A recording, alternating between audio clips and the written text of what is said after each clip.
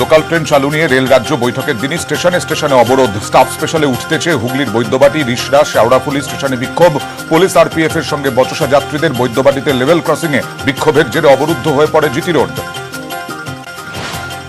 NIA জালে আরো এক সন্দেহভাজন জঙ্গি। আল কায়েদা জঙ্গি সন্দেহে গ্রেফতার আব্দুল মমিন মন্ডল। মুর্শিদাবাদের রানীনগর থেকে তাকে গ্রেফতার করে এনআইএ। মমিনের বাড়িতে বেশ কয়েকটি নথি ও ডিভাইস উদ্ধার। এনআইএ সূত্রে খবর, জঙ্গি রিক্রুটারের কাজ করত ধৃত।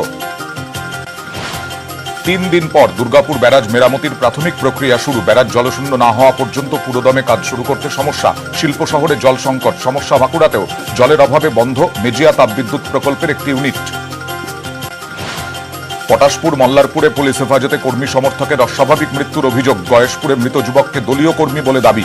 রাজ্য জুড়ে বিজেপির থানা ঘেরাও। নন্দীগ্রাম তমলুকে উত্তেজনা। কলকাতা বিশ্ববিদ্যালয়ের স্নাতকোত্তর স্তরের ছাত্র ভর্তি দুর্নীতিমুক্ত করতে হবে, প্রকাশ করতে হবে স্বচ্ছ মেধা তালিকা। এই দাবিতে কলেজ স্ট্রিট ক্যাম্পাসের সামনে বিক্ষোভ এসএফআইয়ের। আজ থেকে কলকাতা বিশ্ববিদ্যালয়ে স্নাতকোত্তরের ফর্ম দেওয়া শুরু হয়েছে। কলকাতায় পথ দুর্ঘটনায় মৃত 2, গুরুতর আহত 2 জন। আহতদের ভর্তি করা হয়েছে হাসপাতালে। আজ সকালে মানিকতলায় নিয়ন্ত্রণ হারিয়ে যাত্রী প্রতীক্ষালয়ে ধাক্কা মারে একটি লরি।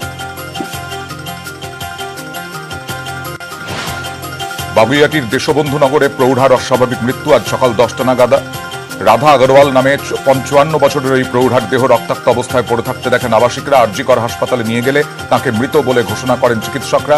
আবাসনের ছাদ থেকে ঝাঁপ দিয়ে আত্মহত্যা বলে অনুমান পুলিশের। বারুইপুরে নার্সিংহোমে আগুন। সোমবার দুপুরে হঠাৎই আগুন লাগে নার্সিংহোমের অপারেশন থিয়েটারে। শর্ট সার্কিট থেকে আগুন বলে প্রাথমিকভাবে অনুমান। দ্রুত রোগীদের নিচে নামিয়ে নিয়ে আসা হয়। দমকলের একটি ইঞ্জিনের চেষ্টায় আধ ঘন্টার মধ্যে আগুন নিয়ন্ত্রণে আসে, তবে পুরোপুরি পুড়ে গিয়েছে অপারেশন থিয়েটার।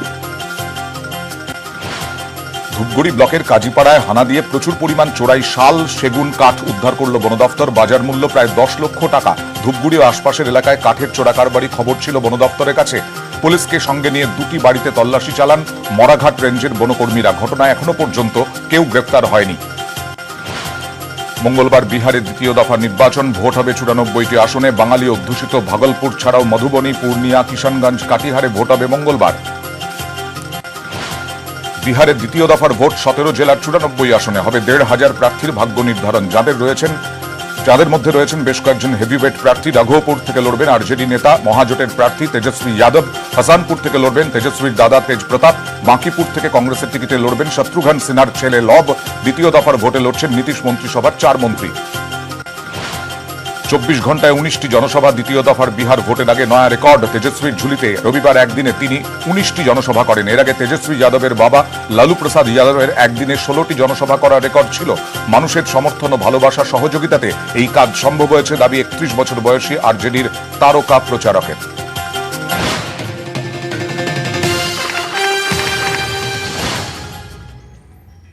टॉप 18 निवेदन करलो सफेद डिटर्जेंट पाउडर।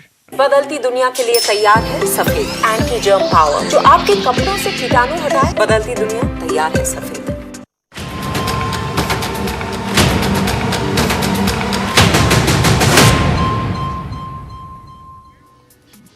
রাজ্য রেল বৈঠকে মিলল না সমাধান সূত্র।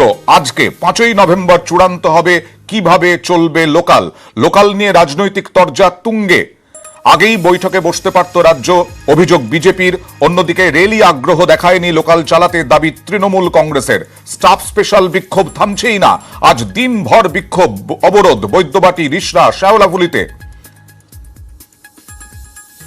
আমাদের সঙ্গে এই মুহূর্তে রয়েছেন তৃণমূল কংগ্রেস নেতা ব্রাত্য বসু, আছেন বিজেপি নেতা জয়প্রকাশ মজুমদার, আছেন তৃণমূল সমর্থক রাহুল চক্রবর্তী এবং রাজনৈতিক বিশ্লেষক শুভময় মৈত্র। আর কিছুক্ষণের মধ্যে আমাদের মধ্যে এসে পৌঁছবেন বিজেপি নেতা দেবজিৎ সরকার। প্রথমেই দেখে নেওয়া যাক, আজকের বৈঠকে চূড়ান্ত সিদ্ধান্ত হয়নি, তবে রাজ্য এবং রেল লোকাল চালানোর ব্যাপারে সম্মত হয়েছে।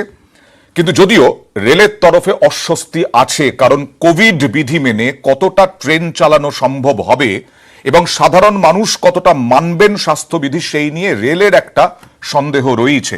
তাই আজ ঠিক হয়েছে 5ই নভেম্বর চূড়ান্ত হবে কিভাবে লোকাল ট্রেন চলবে। মুখ্য সচিব আলাপন বন্দ্যোপাধ্যায় সে কথাই বললেন। আমরা 5 তারিখ ঠিক হয়েছে 5th November 4:30 PM detail calendar kind of thing নিয়ে বসার চেষ্টা হবে।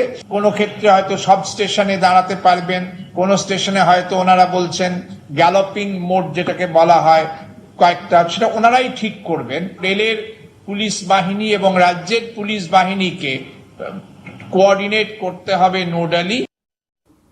এর সঙ্গে সঙ্গে মুখ্য সচিব জানান যে সম্ভবত রেল যা সিদ্ধান্ত নেবে তা হলো 50% যাত্রী নিয়ে ট্রেন চলবে, অর্থাৎ প্রতিটা লোকালে 1200 যদি যাত্রী হয় সাধারণ সময়ে, তাহলে 600 মানুষ নিয়ে লোকাল ট্রেন চলবে। তবে সাধারণ মানুষ এতে খুশি হননি। দেখুন কি বললেন। 50% মতো যাত্রী নর্মাল টাইমে যা নিয়ে আসা যায়, প্রমাণ সাইজের ট্রেনে 1200 জন যাত্রী বসে যেতে পারেন। এই সময়ে মনে করা হচ্ছে 600 প্যাসেঞ্জার্স হচ্ছে প্রোটোকল। প্রত্যাশিত যাত্রী পরিমাণ, প্রত্যাশিত ভিড় এবং জনস্বার্থের সামূহিক প্রয়োজনকে how to reconcile and coordinate, that is the challenge. মেট্রোয়ে যখন ই পাস চালু হয়েছিল প্রশ্ন উঠেছিল এক শ্রেণীর মানুষকে বঞ্চিত করা হলো কিনা, যাদের অ্যান্ড্রয়েড ফোন নেই, যাদের স্মার্টফোন নেই। এখানে জানা যাচ্ছে এখনো পর্যন্ত সম্ভাবনা, ই পাসের কোনো সম্ভাবনা নেই, কারণ সেই সেগ্রিগেশন করা সম্ভব হবে না, কারণ কালে অনেক নিম্নবিত্ত মানুষও যাতায়াত করেন, তারাই বেশি যাতায়াত করেন। কি বললেন আলাপন বন্দ্যোপাধ্যায়, দেখুন। বৃহত্তর নগর জীবনের শহরতলি, ছোট শহর, গ্রামে গঞ্জে যে যাত্রীরা থাকেন তাদের ক্ষেত্রে ভার্চুয়াল পাসের এই মেথড অনেকটা এক্সক্লুশনারি বা অসাম্যমূলক হতে পারে বলে মনে করা হয়েছে। ফলে তাদের আরো বেশি অসুবিধে ফেলে দেওয়ার চেয়ে চেষ্টা করা হচ্ছে এক্সিস্টিং অ্যারেঞ্জমেন্টের মধ্যে কি করা যায়। আমি জয়প্রকাশ মজুমদার আপনার কাছে যাব। যেভাবে আজকে এই বৈঠকটা হলো এবং তার সঙ্গে সঙ্গে বৈঠকের পরেও রেল যে যথেষ্ট অস্বস্তিতে, কারণ এ রাজ্যে হিউজ হারে বাড়ছে করোনা আক্রান্ত, সেইখানে রেলই স্বস্তিতে নেই, রেলই ঠিক করতে পারছে না কিভাবে এখানে লোকাল চলবে। আর আপনারা পথ অবরোধ করে বসলেন, আপনারা রাজনীতির আঙিনায় নিয়ে গেলেন এই ট্রেন চালানোর বিষয়টি। সত্যি কি শুধু 21-এর লক্ষ্যেই?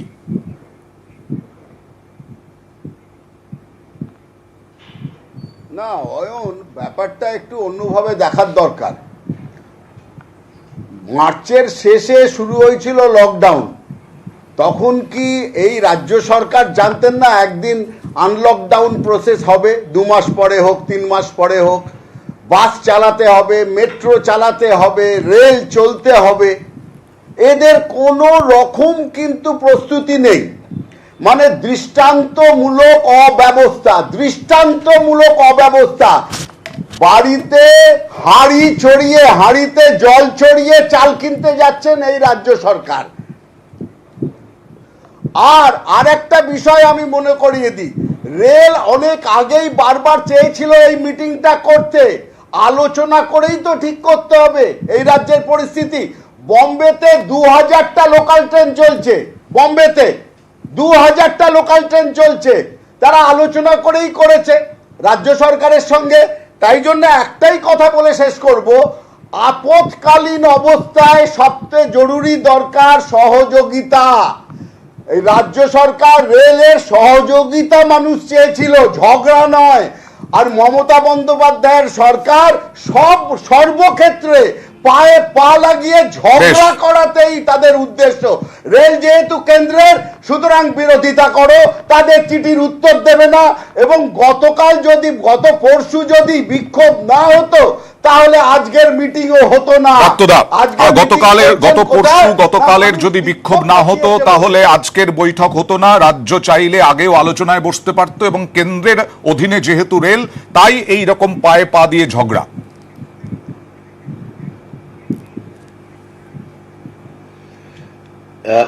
আবার ওই লকডাউনের যখন প্রাথমিক মার্চ মাসের ওই স্মৃতিতে চলে যেতে হবে আমাদের। ঠিক যখন মাত্র কয়েক ঘন্টার নোটিশে গোটা দেশে লকডাউন করলো কেন্দ্র সরকার, এবং আমরা দেখলাম হাজার হাজার পরিযায়ী শ্রমিক তারা হেঁটে ফিরছে, রাস্তায় মরে যাচ্ছে, তাদের সম্পর্কে ন্যূনতম কোনো ভাবনা নেই, ন্যূনতম কোনো দয়া নেই, মায়া নেই।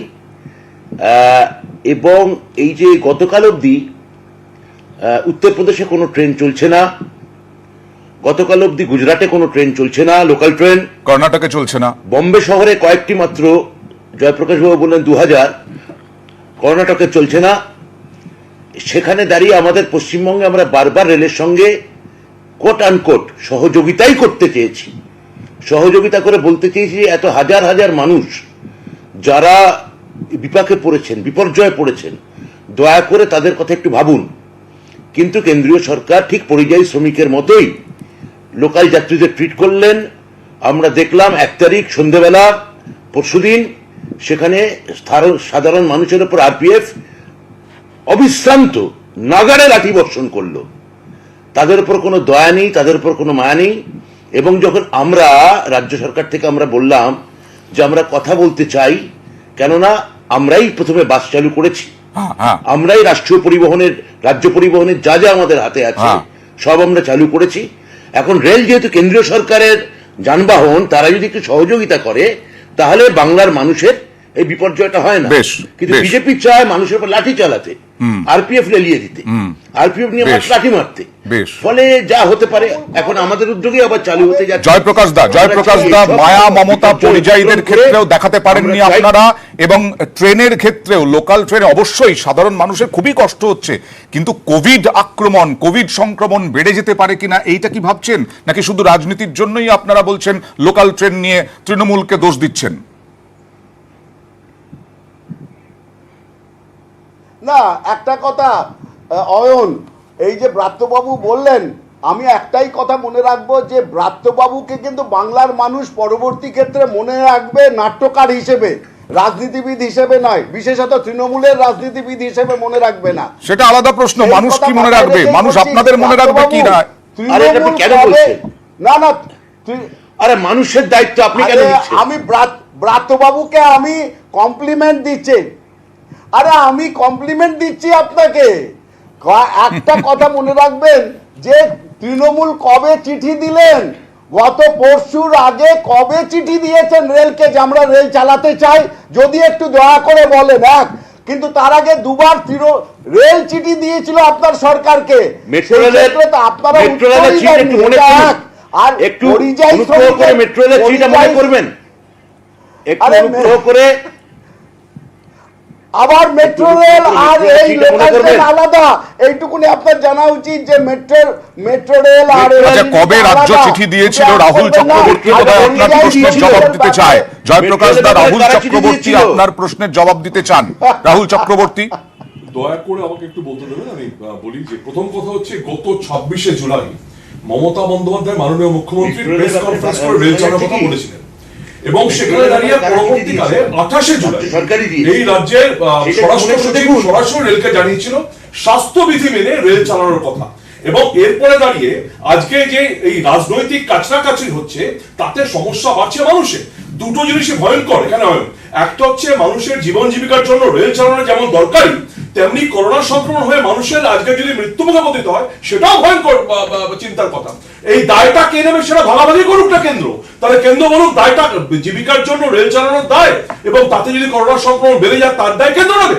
সুতরাং রাজ্য সরকারের দায়বদ্ধ দুটো না, কেন্দ্র তো রাজ্যের উপরে দায় চাপিয়ে দিচ্ছে বিভিন্ন ক্ষেত্রে রাজ্যগুলোর উপরে, কেন্দ্র কোনো সিদ্ধান্ত নেবে না। জয়প্রকাশ দা বললেন, আমি বলতে চাই রেল বোর্ড যে রাজ্য সরকারকে চিঠি দিয়েছে তার একটা প্রমাণ আছে কিনা, শুধু এটা ফাঁকা খবর কিনা, এবং যেখানে দাঁড়িয়ে মাইগ্রেন্ট লেবারদের চিঠি এরা প্রকাশ করেছিল, আমি চ্যালেঞ্জ করছি ওই চিঠিগুলো দয়া করে প্রকাশ করুক। রেল বোর্ড আদৌ রাজ্যকে জানিয়েছিল কিনা। রাজ্য সরকার বারবার বলেছে, হ্যাঁ স্বাস্থ্যবিধি মেনটেন করে বলেছে, স্বাস্থ্যবিধি মেনে, কারণ তার দায় যদি করোনা সংক্রমণ বাড়ে সেটা রাজ্য সরকারের। এই জয়প্রকাশ দ্বারা রেলে করে চিৎকার করে উঠবে 2000 শুভময় মৈত্র 2021-এর আগে আমরা অনেক কিছু দেখতে পাচ্ছি, লোকাল ট্রেন চালানো নিয়েও রাজনীতি আমরা দেখতে পাচ্ছি। এটা কি আপনার কাছে নতুন? আসবো, একটা ছোট্ট বিরতি নেব, বিরতির পর আপনার কাছেই আসছি। কারণ আজকে যে বিক্ষোভ, আজকে যে অবরোধ মানুষ করেছেন, গত কয়েকদিন ধরেই আমরা দেখতে পাচ্ছি আজকে চূড়ান্ত পর্যায়ে পৌঁছেছিল। সেটা দেখাতে দেখাতে একটা ছোট্ট বিরতি নিচ্ছি। স্টাফ স্পেশালে উঠতেছে হাওড়া স্টেশনে বিক্ষোভ, আরপিএফ এর সঙ্গে হাতাহাতিতে ধুন্ধুমার। পরিস্থিতি সামলাতে হাজির হাওড়া সিটি পুলিশও, লাঠিচার্জ ও হুড়োহুড়িতে আহত হন কয়েকজন। লোকাল ট্রেন চালু নিয়ে সোমবার রেলের সঙ্গে রাজ্যের বৈঠক, সেদিনই দফায় দফায় বিক্ষোভ। হুগলির কয়েকটি স্টেশনে স্টাফ স্পেশালে ওঠার দাবিতে বৈদ্যবাটি, রিষড়া ও শ্যাওড়াফুল স্টেশনে তুলকালাম। দফায় দফায় বিক্ষোভ। সোমবার সকাল 7:30 বৈদ্যবাটি স্টেশনে স্টাফ স্পেশাল আটকে অবরোধ শুরু। রেল লাইনের ওপর লাইনের অংশ স্লিপার ফেলে দেন বিক্ষোভকারীরা। আমাদের এখন লিলুয়া সব কাজ করি আমরা, লিলুয়া সব কাজে যাই তো আমরা, এরকম করে খালি মারধর হচ্ছে খালি হাওড়াতে গিয়ে। কোথা থেকে আসছিলেন? বর্ধমান থেকে আসছি। এখন কি করবো, ট্রেন না চালু করে যাবো কোন দিন? এটা যদি আপনারা না চালু করলে আমরা কোথায় যাবো? আর যদি যেতে চাই আপনারা মার ধরছেন, লেডিসকে মারছেন, জেন্টসকে মারছেন, এইদিকে পালাচ্ছে লোক, ওইদিকে পালাচ্ছে, আমরা চুরি করতে যাচ্ছি না। আপনি কাউন্টারটা খুলুন, সবাই টিকিট কাটিয়ে যাচ্ছে। আপাতত এরকম সময়ে সবাই টিকিট কাটাচ্ছে, এত বাসে ভিড় হচ্ছে, যাওয়া যাচ্ছে না। ওইখানে করোনা হচ্ছে না। বৈদ্যবাটিতে লেভেল ক্রসিংয়েও বিক্ষোভ হয়। এর জেরে জিটি রোডে সার বেঁধে দাঁড়িয়ে পড়ে লরি, গাড়ি, বাস। অবরোধ হয় শ্যাওড়াফুল স্টেশনেও। রেল ট্র্যাকের ওপর পাথর ফেলে বিক্ষোভ দেখান যাত্রীরা। স্টাফ স্পেশালে ওঠার দাবিতে রিষড়া স্টেশনেও বিক্ষোভ। আরপিএফ, রাজ্য পুলিশের সঙ্গে বচসা যাত্রীদের। সরকারি লোকেরা যে ডেলি যাচ্ছে তাদের একটা ট্রেনে উঠলে পরে তাদের কোনো মাইনে কাটা যাবে না, কিন্তু আমাদের 10 থেকে 5 মিনিট লেট হলে পরে সিএল গুলো কেটে নেয়। তাহলে সেটা কি উচিত কি উচিত না সেটা আগে আপনারা বলুন। আমাদের অফিসের আমরা চাইছি ট্রেন চলুক স্বাভাবিক সুস্থ, সেরকম যদি মনেই হয় তাহলে কিছুটা হাফ সরকারি কর্মচারীরা যাক, কিছুটা হাফ সাধারণ মানুষরা সেই ব্যবস্থা করুন। দিনভর হুগলির বিভিন্ন স্টেশনে বিক্ষোভ গন্ডগোল হলেও কোনো রেল আধিকারিককেই দেখা যায়নি। হুগলি থেকে রানা কর্মকার, সৈকত বিশ্বাস, নিউজ 18 বাংলা। রাজনৈতিক বিশ্লেষকদের মতে কিছুটা এগিয়ে বিজেপি শুরু করেছে, কারণ তৃণমূল এইটাতে রাজনীতি শুরু করেনি। শুভময় মৈত্র যেটা বলছিলাম যে 21-এর আগে আরো নতুন কিছু কিছু দেখতে হতে পারে, যেমন লোকাল নিয়ে রাজনীতি দেখলাম। শুভময় দা, শুভময় আসবো, তবে তার আগে আমি জয়প্রকাশ দা আপনার কাছে আসবো। যেভাবে রাহুল চক্রবর্তী বলছিলেন, আক্রমণ করলেন যে রেলের চিঠি কোনো প্রকাশ্যে আসেনি, রেল যে ট্রেন চালানোর জন্য চিঠি দিয়েছে এরকম নয়, বসার জন্য চিঠি দিয়েছে।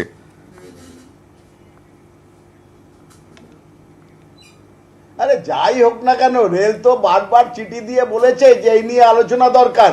তখন রাজ্য সরকার, আমি যে বললাম না আপনাদের, এই সরকারটা কিভাবে চলছে এটা দৃষ্টান্তমূলক অব্যবস্থার মধ্যে দিয়ে।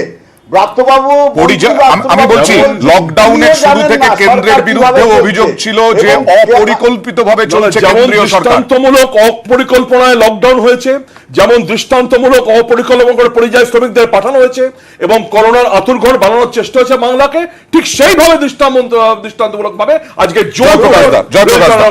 জয়প্রকাশ দা জোর করে আমার উত্তরটা শুনে নিন রাহুল বাবু। ঘটনাটা হচ্ছে লকডাউন হয়েছিল করোনার জন্য, করোনা নোটিশ দিয়ে আসেনি, কিন্তু ওই লকডাউনের পরে আপনারা জানতেন যে বাসের বন্দোবস্ত করতে হবে, কিন্তু আপনারা পরিকল্পনা করেননি। আপনারা জানতেন রেলের ব্যবস্থা করতে হবে। জয়প্রকাশ দা, আপনারা জানতেন না যে পরিযায়ী শ্রমিকগুলো বাড়ি ফিরে যাবে? তাদের বাড়ি ফেরার ব্যবস্থা তখন করেননি কেন? আপনারা জানতেন না যে করোনা নোটিশ দিচ্ছে? সেই সময় দিল্লি দাঙ্গা নিয়ে ব্যস্ত ছিলেন। আপনারা যখন দেখেছেন করোনা নোটিশ দিচ্ছে, সেই সময় মধ্যপ্রদেশের সরকার আন্দোলনে ব্যস্ত ছিলেন। সেটা বলুন। আপনাদের গায়ে লেগেছে আমরা জানি। আরে আপনারা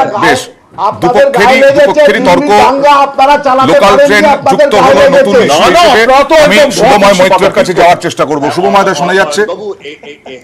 আপনি শুনতে পাচ্ছেন আশা করি। আমার প্রশ্নটা যেটা ছিল নিশ্চয়ই শুনেছেন আপনি। হ্যাঁ, শুনতে পেয়েছি যে 2021 সালের সামনের যে নির্বাচন, তার জন্য অবশ্যই বাস চালানো, ট্রেন চালানো, করোনায় কত লোক মারা গেল, করোনায় জ্বরটা ঠিক কতটা বাড়লো, করোনা হওয়ার পর ঘরে কতগুলো তেঁতো ট্যাবলেট আর কতগুলো টক ট্যাবলেট খেলাম, এই প্রত্যেকটা বিষয় রাজনীতির মধ্যে ঢুকবে এবং তার উপর আমাদের রাজ্যের যে ভোটের ফলাফল নির্ভর করবে, এই নিয়ে কোনো সন্দেহই নেই।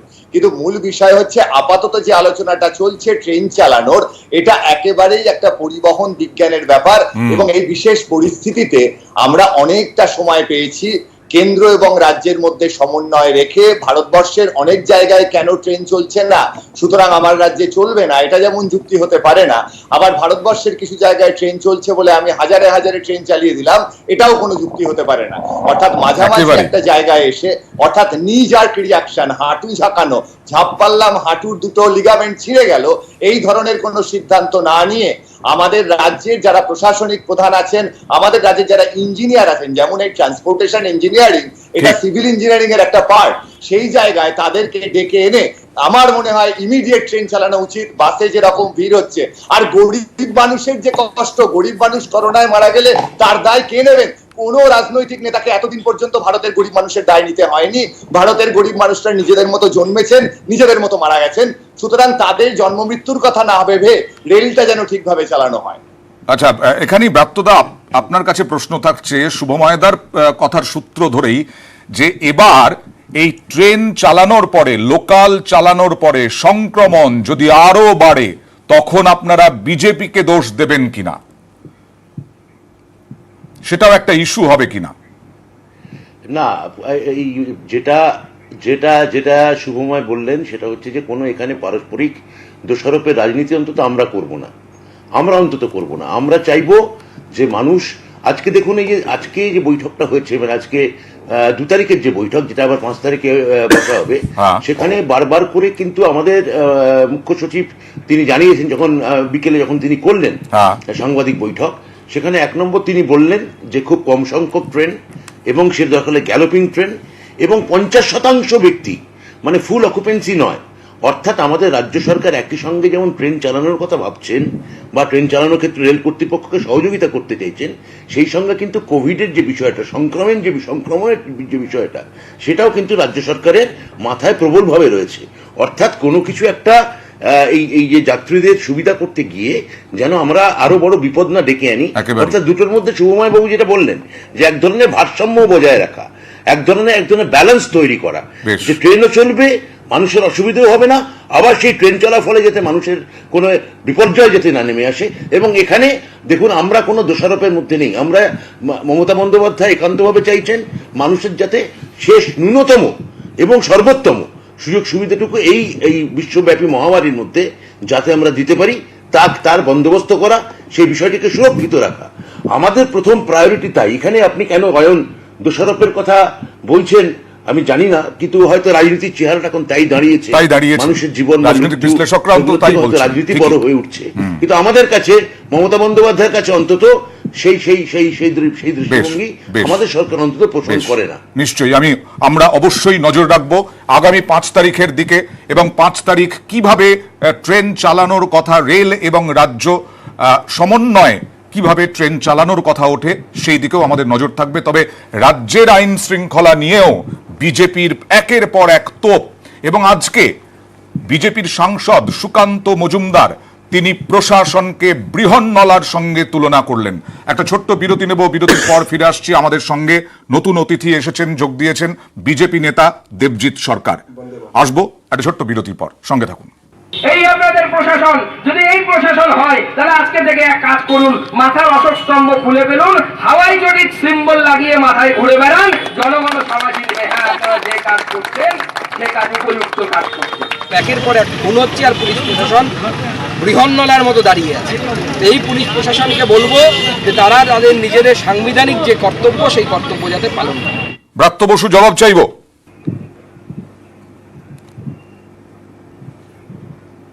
কি বলবো বলুন, মানে বৃহন্নলা ছিলেন অর্জুনের ছদ্মনাম।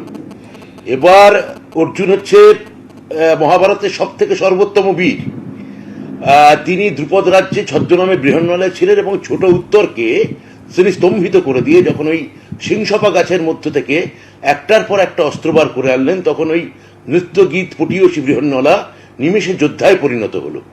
তা যদি উনি বৃহন্নলার সঙ্গে পুলিশকে তুলনা করে থাকেন, একদিক থেকে ঠিকই বলেছেন, কেননা পশ্চিমবঙ্গের ক্ষেত্রে আমাদের পুলিশ যেমন দায়িত্বের পরিচয় দেয়, পুলিশ যেমন গান বা অন্যান্য সাংস্কৃতিক অনুষ্ঠানে মদত দেয়, সেটাকে পোষণ করে, এবং একই সঙ্গে বৃহন্নলার মতো ওই উত্তররূপী সুকান্তদের চুপ করিয়ে, শান্ত করিয়ে, যে একটার পর একটা তাদের মতো দুষ্কৃতীদের দমন করে।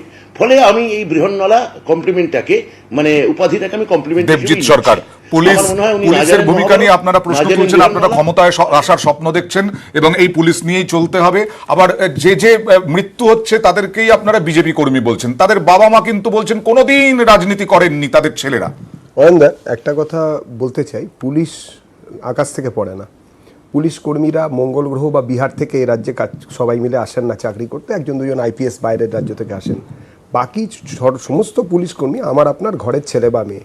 আমাদের ঘরের ছেলেমেয়েরাই পুলিশ হয়, আমাদের ঘরের ছেলেমেয়েরাই রাজনৈতিক জাঁতাকলে পিষ্ট হয় পুলিশ হিসেবে। উর্দির সম্মান রাখতে গিয়ে প্রতি মুহূর্তে এরা লাঞ্ছিত হন, অত্যাচারিত হন, ওপরতলা নিচতলা সর্বময়। এটা আমরা বারবার দেখেছি। পুলিশ ক্যান্টিনে গিয়ে মুখ্যমন্ত্রী তথা স্বাস্থ্যমন্ত্রী তথা স্বরাষ্ট্রমন্ত্রী গিয়ে জিজ্ঞেস করেন খাবার কিরাম দেয়, ভালো দেয় না খারাপ দেয়। পুলিশ ক্যান্টিনের সামনে পুলিশ লাইনে গিয়ে এগুলো হয়। এইসব নাটক নকশা আমরা বেশ কিছুদিন ধরে দেখছি। আগে বাম আমলে কম দেখতাম, এই আমলে দেখছি।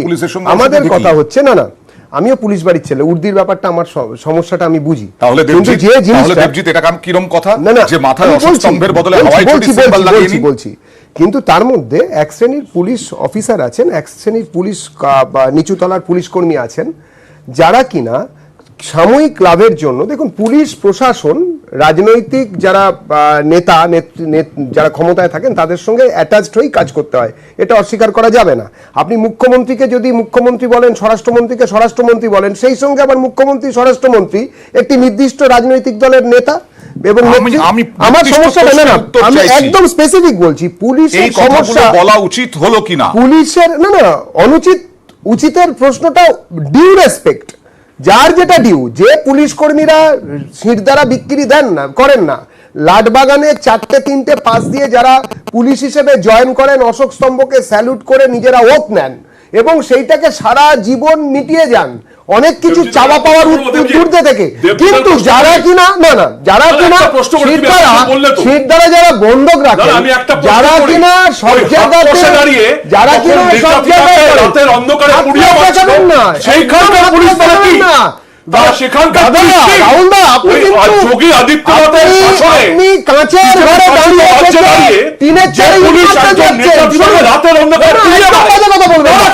ভিডিওটা দেখেছেন, ভিডিওটা দেখেছেন, বাবা এসে পুড়িয়েছে, কিন্তু আপনাদের পুলিশ সিলিন্ডার বাস করে না, সিলিন্ডার বাস করে না, সত্য ঘটনা বলে না।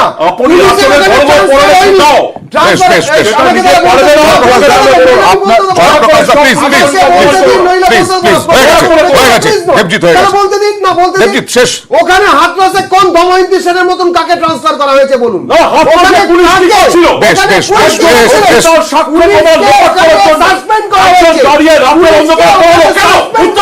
আজকে বিজেপির থানা ঘেরাও কর্মসূচি কি হলো? এখানে এত অত্যাচার হয়েছে, জবাব তোমার দিতেই হবে, জবাব তোমার দিতেই হবে।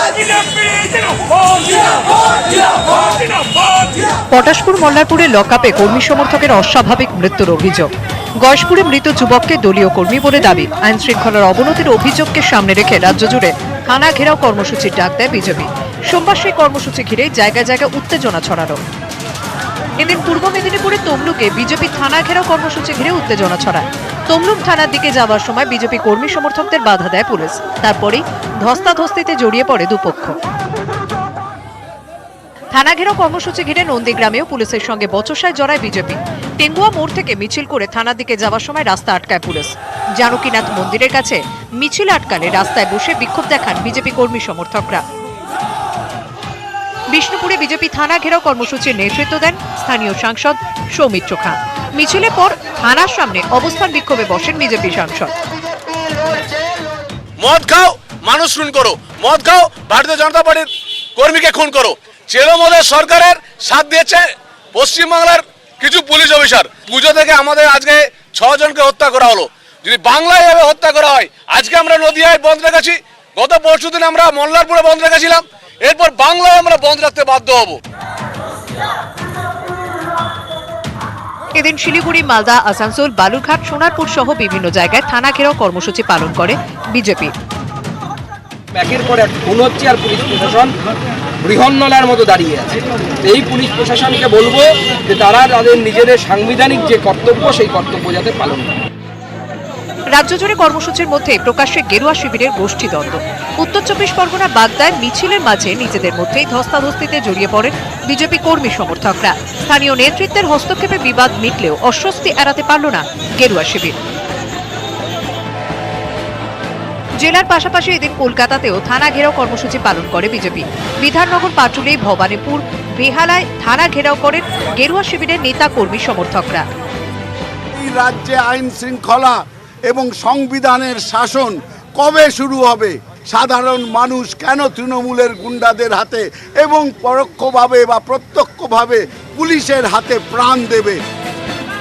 রাজনৈতিক বিশ্লেষকদের একাংশের মতে ভোটের আগে বাড়তি অক্সিজেন জোগাড় করতে আইন শৃঙ্খলা প্রশ্নে পথে নেমে প্রতিবাদের কৌশল নিয়েছে গেরুয়া শিবির। নিউজ 18 বাংলা। জয়প্রকাশ দা, আপনি রাস্তায় বসে আজকে সংবিধান রক্ষা করার কথা বললেন, সেই সংবিধানেই আমাদের অশোক স্তম্ভের কথা আছে। সুকান্ত মজুমদার যেটা বললেন অশোক স্তম্ভ সরিয়ে নিয়ে হাওয়াই চটি লাগিয়ে নিতে, এইটা আপনারা ভোটের আগে রাজনীতি করতে গিয়ে কি বলছেন, এটাতেই রাজনৈতিক বিশ্লেষকরা অবাক। না না, এটাতে অবাক কিছু হওয়ার নেই। আপনি সাধারণ মানুষের কাছে যান না, আমি রাজনৈতিক বিশ্লেষকদের কথা জানি না। রাস্তায় সাধারণ মানুষকে গিয়ে জিজ্ঞেস করুন, আজকে যে বিজেপির 118 জন খুন হয়েছে, একজনও গ্রেপ্তার হয়েছে, একটা দোষীকে শাস্তি দেওয়া হয়েছে। গত এক মাসে 18 জন আমাদের খুন হয়েছে, প্রত্যেক দিন একটা করে খুন হচ্ছে, কোনো দোষী ধরা পড়ছে না। কিন্তু একটা অদ্ভুত কথা, ব্রাত্যবাবুরা এদের কিন্তু মানুষও মনে করেন না। একজন বলছেন এরা হচ্ছে মশা, মশা মরলে বিজেপি বলে আমাদের লোক, এদের মানুষই মনে করেন না। আর সৌগত বাবু বলেছেন আরো একটা ভালো কথা, বলেছেন গণধর্ষণ হচ্ছে না, গণহত্যা হচ্ছে না, তাহলে এত বলার কি আছে? ভেবে দেখুন, তাপসী মালিক একা মারা গিয়েছিল, গণধর্ষণও হয়নি, গণহত্যাও হয়নি। এই ব্রাত্যবাবুরা রাস্তায় নেমেছিলেন ওই একটা মৃত্যুর জন্য। আর আজকে যদি কোনো মৃত্যুকে কন্ডেম করা হয়, সৌগত বাবুর মতন লোক বলছেন আরে কই গণহত্যা নেই। এই হচ্ছে তৃণমূল কংগ্রেসের শাসক হিসেবে। আমি তৃণমূল কংগ্রেসের কাছে যাব, তৃণমূল কংগ্রেসের কাছে যাব, তবে তার আগে একটা ছবি আপনাদেরকে দেখাই। মৃত যুবক কোন দলের? বিজেপি বলছে তাদের, তৃণমূলও বলছে তাদের। বাবা বললেন ছেলেকে কোনোদিনই রাজনীতি করতে দেখেননি। কল্যাণীর গয়েশপুরের ঘটনা। গয়েশপুরে যুবকের ঝুলন্ত দেহ উদ্ধার।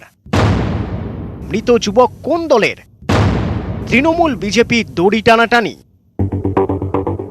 রবিবার নদিয়ার গয়েশপুরে গাছ থেকে ঝুলন্ত দেহ উদ্ধার হয়। এরপরই শুরু রাজনৈতিক চাপানুতোর। বিজেপির দাবি মৃত যুবক বিজয়শীল তাদের দলের কর্মী, তৃণমূল খুন করে ঝুলিয়ে দিয়েছে। এই অভিযোগকে অস্ত্র করে সোমবার তারা 12 ঘন্টার জন্য কল্যাণী বন্ধের ডাক দেয়। এদিন কল্যাণী থানার সামনে বিক্ষোভও দেখায়। কল্যাণীতে যেহেতু কর্মী মারা গেছেন, কল্যাণী বন্ধেরও আহ্বান করেছিলাম। সব জায়গায় শান্তিপূর্ণভাবে মানুষ সাড়া দিয়েছেন। ধীরে ধীরে পশ্চিমবাংলার মানুষ অতিষ্ঠ হয়ে গিয়ে এই সরকারকে পরিবর্তনের চেষ্টা করছেন। বিজেপি লড়াই করছে, বিজেপির কর্মীরা লড়াই করছেন, তাই তারা খুন হয়ে যাচ্ছেন। বিজেপির তোলা খুনের অভিযোগ রবিবারই উড়িয়ে দেয় তৃণমূল। আর সোমবার তারা হাজির হয় একেবারে মৃত যুবকের বাড়িতে। শেষকৃত্যের সময়ও পাশে। দাবি নিহত যুবক বিজেপি নয় তৃণমূল করতেন। মূলত গত লোকসভা ইলেকশনে সে আমাদের তৃণমূল কংগ্রেসের সঙ্গে সে ছিল। ঝান্ডা বইলে সে তৃণমূলের ঝান্ডা নিয়ে আমাদের কাছে প্রমাণ আছে। কোনো কালেও বিজেপি করেছে সে, তার পরিবার বা পাড়া প্রতিবেশী, ক্লাব, এদের কাছে আপনারা শুনবেন না। ছেলেকে হারিয়ে বাবার চোখে জল। তিনি কি বলছেন? বিজেপি তাদের কর্মী বলে ইতিমধ্যে কল্যাণীতে 12 ঘন্টা ধর্মঘট ডেকেছে, যদিও পরিবারের দাবি বিজয়শীল কোনো রাজনীতির সঙ্গে যুক্ত ছিলেন না। তৃণমূল এবং বিজেপি দুজনেই দাবি করছে যে তাদের সমর্থক ছিল। না, আমি দেখিনি যে কারোর হয়ে মানে কোনো মিছিল মিটিংয়ে বা কোনো বক্তৃতা বা কোনো আচার সেই সমস্ত জিনিস। এদিকে রাজনৈতিক চাপানুতোর, আরেকদিকে প্রশ্ন যুবকের অস্বাভাবিক মৃত্যু হলো কিভাবে? খুন নাকি আত্মহত্যা? এটা এখনো রহস্য। কল্যাণী থেকে ক্যামেরা শুভব্রত কুণ্ডুর সঙ্গে উজ্জ্বল রায়, রঞ্জিত সরকার, নিউজ 18 বাংলা। এরকম বহু বাবা মায়ের কথা আমরা শুনেছি, কোনো দল করেননি কোনোদিনও তার ছেলে। ব্রাত্যদা, এদিকে বলা হচ্ছে হিংসার স্রোত বইছে এ রাজ্যে, 118 জন বিজেপি কর্মী খুন হয়ে গিয়েছেন।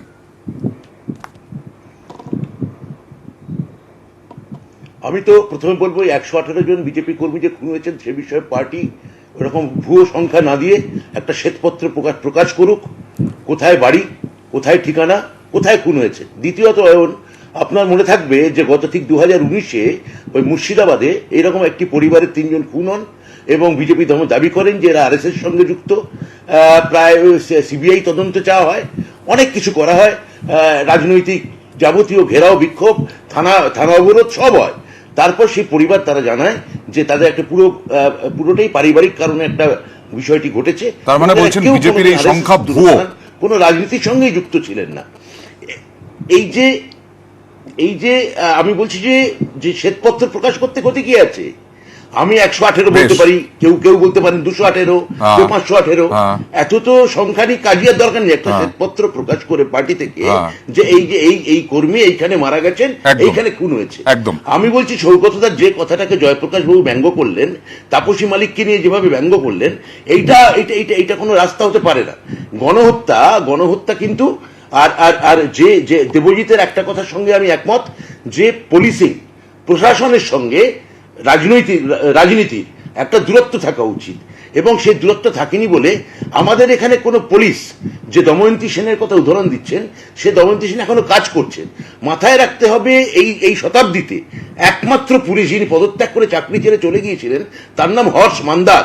গুজরাটের দাঙ্গার পর হর্ষ মান্দার বলেছিলেন এই জেনোসাইড, এই গণহত্যা চোখে দেখা যায় না। তার মানে মাথায় রাখতে হবে যে এই যে কারা কোন কথা বলছেন। বিজেপির রাজ্যে যা হয়েছে এই রাজ্যে কখনো হয়নি। আমরা একটা ছোট্ট বিরতি নেব। হ্যাঁ বলুন। কোনদিন হয়নি, কখনো হয়নি। রাজ্য বিজেপি এত খুন হয়েছেন তাদের বিজেপি কর্মী সমর্থক, সেই হিসেব দিন জয়প্রকাশ দা, সেই হিসেব কোথায়? আদৌ কি শ্বেতপত্র প্রকাশ করে হিসেব দেবেন? আচ্ছা, না আমি আপনাদের বলি ব্রাত্যবাবু, আমরা বহুবার লিস্ট দিয়েছি, এই লিস্ট ক্রমাগত বাড়ছে। আপনাকে আমি কালকে একটা লিস্ট পাঠিয়ে দেব, এবং আপনি শ্বেতপত্র বললেন তো, আমরা গভর্নরকে দিয়েছিলাম, গভর্নর ডিজির কাছে জানতে চেয়েছিল, কোনো উত্তর পাননি। আপনি যদি তার উপরে উত্তর দেন আমরা খুব খুশি হব। আমি কালকেই আপনাকে মেলে পাঠিয়ে দেবো এই লিস্টটা পাবলিক ডোমেনে আছে, বিজেপির পাবলিক ডোমেনে তুলেছে, আমরা পেছন থেকে বলছি না। এটা একটা কথা। দ্বিতীয়, আপনি তাপসী মালিক নিয়ে বললেন যে সেটা নাকি খুব গ্লোরিয়াস ডেথ, ওটা নিয়ে হাসি ঠাট্টা নাকি। আমি হাসি ঠাট্টা করিনি, আমি শুধু বলছি তাপসী মালিক হচ্ছেন শহীদ, আর ত্রিলোচন মাহাতো যার 18 বছরে তাকে ফাঁসিতে ঝুলিয়ে বুকে লিখে দেওয়া হলো, 18 বছরে বিজেপি করার জন্য সাজা, সে হচ্ছে মশা। আর একটা কথা বলবো, আরেকটা ব্রাত্যবাবু, নাট্যকার ব্রাত্যবাবুকে বলছি, সামনের দিনে আপনাকে কলম ধরতে হবে লেডি ম্যাকবেথের মতন। লেডি মমতা বলবেন যে ব্রাত্যদা জবাব দেবেন সংক্ষেপে। ব্রাত্যদাকে নিশানা করে যেহেতু বলছেন, বেশ, ব্রাত্যদাকে নিশানা করে যখন বলেছেন সংক্ষেপে ব্রাত্যদা প্লিজ, সময় খুব কম। না, এটা প্রথম থেকেই তো জয়প্রকাশ বাবু বলছেন, এই যে বলছে। আচ্ছা, আপনার কি মনে হয় জয়প্রকাশ বাবু, আপনি বললেন যে মানুষ আমাকে এই হিসেবে মনে রাখবো, এই হিসেবে নয়। বাবুল সুপ্রিয়কে মানুষ কি হিসেবে আগামী দিনে মনে রাখবে, গায়ক হিসেবে না বিজেপি নেতা হিসেবে? এইটা যদি একটু আমাকে একটা উত্তর দেন, এটা আমার প্রথম প্রশ্ন। দ্বিতীয় কথা হচ্ছে যে লেডি ম্যাকবেথ নিয়ে লিখবো নাকি কিং লিয়ার নিয়ে লিখবো, সেটা দেখতে হবে যে যাদের উপর ডিপেন্ড করেছিলেন লিয়ার, শেষ অব্দি কি করে তাকে ডুবে যেতে হলো, সেটা লিখবো কিনা। না, কিং লিয়ার না, মানে ওটা আমি পাল্টেই বলছি, কিং লায়ার না, ওটা কিং লায়ার হবে। আমি আসছি ব্রাত্যদা, আমাদের সময় একদম শেষ। রাহুল চক্রবর্তীর কাছে আসবে। এটা তো ঘটনা, জয়প্রকাশ দা বলেছেন যে গভর্নরের কাছে দেওয়া হয়েছে, ডিজিপির কাছে পৌঁছায়নি, ডিজিপির কাছে পৌঁছেছে, ডিজিপি উত্তর দেননি। জয়প্রকাশ দাকে একটা কথা বলি, আমাদের সময় একদম শেষ। স্বীকৃতি এবং প্রতিষ্ঠিত একজন শিল্পী, বাংলা তো তাকে রাখবেই। আপনারা নেতার থেকে এত বড় অভিনেতা যে নতুন নাটক এত ভালো করতে পারেন যে বাংলার মানুষ আপনাদের নেতা হিসেবে না অভিনেতা মনে রাখবে, সেটা সময় বলে জয়প্রকাশ দেবজিৎ। বিজেপি আইন শৃঙ্খলা নিয়ে বলছে, কিন্তু অন্যান্য রাজ্যে আইন শৃঙ্খলা এমন যে পুলিশ বদলি হতে হয়, পুলিশের চাকরি থাকে না, যেরকম ব্রাত্যদা বললেন। সংক্ষেপে, আরো 6 মাস আছো, তারপরে আমরা আসবো। বেশ, একদম দেবজিৎ প্লিজ সংক্ষেপে। দেবজিৎ, পুরো জিনিসটা যে নিয়ে আমাদের আলোচনা হচ্ছে, তাতে সব সময় বলা হচ্ছে যে পুলিশ প্রশাসন কি করছে কি করছে না। আমি বারবার একটা কথা বলছি, এক শ্রেণীর পুলিশ তারা দলদাসে পরিণত হয়েছে, এবং ব্রাত্যদারা সেই কমপ্লেন বারবার করতেন যখন কিনা সিপিএম জমানা যখন চলতো। এখন কমপ্লেন করেও কোনো বিচার পাওয়া যাচ্ছে না। মনে থাকবে যে ভাইরাস এম, তারপরে যেসব যে সময় এইগুলো চলতো এখন অনেকেই আর দেখেন না, কিন্তু ব্রাত্যদার মতন কুশলী নাট্যকার তিনি লিখেছিলেন। ব্রাত্যদা যত মনে ওটা আপনারই লেখা, হ্যাঁ। তো এইরকম জায়গাতে বহু জায়গায় এই পলিটিক্যাল ফ্যান্টাসি ব্রাত্যদা লিখেছেন। ব্রাত্যদা আপনাকেই কলম ধরতে হবে, ব্রাত্যদা আপনাকেই কলম ধরতে হবে, ব্রাত্যদা আপনি কলম ধরবেন। রাজনীতি মূল যে বক্তব্য সেটা হচ্ছে যে পশ্চিমবঙ্গের রাজনীতি সেটা তো আর আমাদের রজনী পাম দত্ত বা শ্যামাপ্রসাদ বাবু বা জওহরলাল নেহেরু এই নিয়ে গম্ভীর আলোচনায় আমাদের ভোট ঠিক হবে না। আমাদের পশ্চিমবঙ্গের রাজনীতির যে ট্র্যাডিশন চলতে শুরু করেছে সেই রাজনীতিতে অনেক সময় হয়তো বিহারের কাছ থেকেও শিখতে হচ্ছে কিভাবে শান্তিতে থাকা যায়। সামনের ভোটটায় যদি আমরা একটু শান্তিতে অন্তত বিহারের মতো ভোট করতে পারি তাহলে বোধহয় আমাদের পক্ষে খুব ভালো হয়। অনেক ধন্যবাদ আপনাদের সবাইকেই। শেষ করছি, নিশ্চয়ই আমরা আশা করব আগামী দিনে ভোট রাজনীতি যেন হিংসাত্মক না হয়। অনেক ধন্যবাদ আপনাদেরকে, সঙ্গে থাকুন।